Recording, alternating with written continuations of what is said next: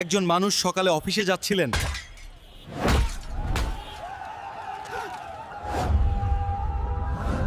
নদীর স্রোত বেড়ে গেছে।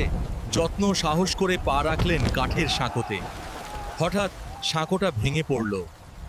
বর্ষার পানিতে ভেজা দোকান। এক যুবক বিদ্যুতের যন্ত্র ঠিক করতে ব্যস্ত। হঠাৎ ভেজা মাটির মাধ্যমে বিদ্যুৎ ছড়িয়ে গেল তার শরীরে। ফ্লাইওভার নির্মাণের ব্যস্ত সাইট।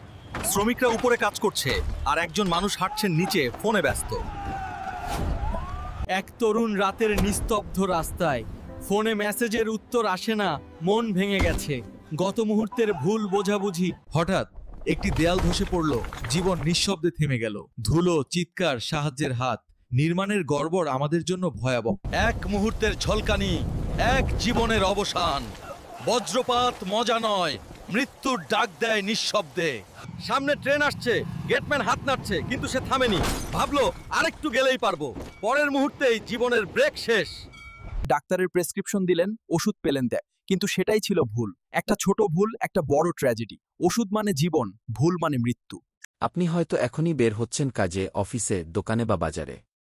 কিন্তু জানেন কি, এই দেশটা এমন, যেখানে ঘর থেকে বের হলে ফিরে আসা নিশ্চিত না। বাংলাদেশে মৃত্যু সব জায়গায় আছে। আজ যারা গেল, কাল তাদের জায়গায় আমরাও হতে পারি। কারণ এই দেশে মৃত্যু আপনাকে যেকোনো জায়গায় খুঁজে বের করবে। Explore with Nayan, a real story from my land.